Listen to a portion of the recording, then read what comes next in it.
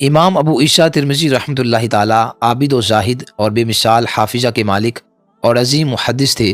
بعض نے کہا ابو عیسیٰ ترمذی رحمۃ اللہ تعالیٰ ان ائمہ میں سے ہیں جن کی علم حدیث میں پیروی کی جاتی ہے۔ وہ ایک سکہ عالم تھے اور ایسا حافظہ رکھتے تھے کہ لوگ حفظ میں ان کی مثال دیا کرتے تھے۔ امام ترمذی رحمۃ اللہ تعالیٰ بے حد عبادت گزار اور پرسوز دل کے مالک تھے۔ یوسف بن احمد بغدادی رحمۃ اللہ تعالیٰ بیان کرتے ہیں کہ اکثر گریہ وزاری کے سبب وہ اخیر عمر میں نابینا ہو گئے تھے۔ امام ترمذی رحمۃ اللہ تعالیٰ امام بخاری رحمۃ اللہ تعالیٰ کے شاگرد تھے۔ نصر بن احمد خود امام ترمذی رحمۃ اللہ تعالیٰ سے روایت کرتے ہیں کہ ایک دن امام بخاری رحمۃ اللہ تعالیٰ نے ان سے کہا کہ تم نے مجھ سے اس قدر استفادہ نہیں کیا جتنا استفادہ میں نے تم سے کیا ہے۔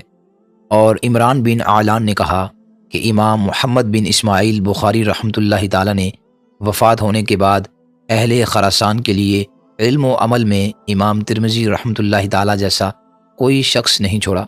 امام ترمذی رحمۃ اللہ تعالیٰ 209 ہجری میں بلخ کے شہر ترمز میں پیدا ہوئے۔ امام ترمذی رحمۃ اللہ تعالیٰ کا نام محمد اور کنیت ابو عیسیٰ ہے۔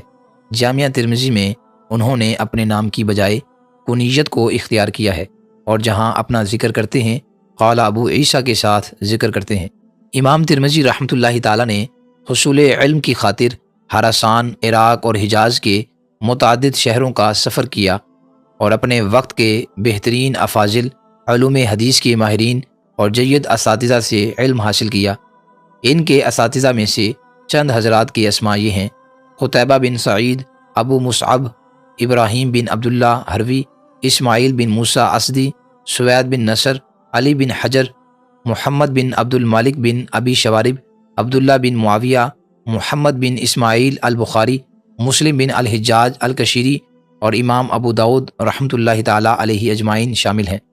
امام ترمذی رحمۃ اللہ تعالیٰ قوی حافظہ کے مالک تھے۔ ان کی قوت حفظ سے متعلق ایک واقعہ عام تذکرہ نگاروں نے نقل کیا ہے۔ خود امام ترمذی رحمۃ اللہ تعالیٰ بیان کرتے ہیں کہ میں نے ایک شیخ سے ان کی احادیث کے 2 جز نقل کیے تھے۔ ایک مرتبہ مکہ کے سفر میں وہ ہمارے ہمراہ تھے۔ مجھے اب تک ان اجزاء کی دوبارہ جانچ پڑتال کا موقع نہیں ملا تھا۔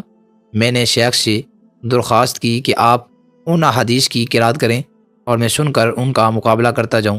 شیخ نے منظور فرما لیا۔ پھر میں نے ان اجزاء کو اپنے سامنے میں تلاش کیا مگر وہ نہ مل سکے۔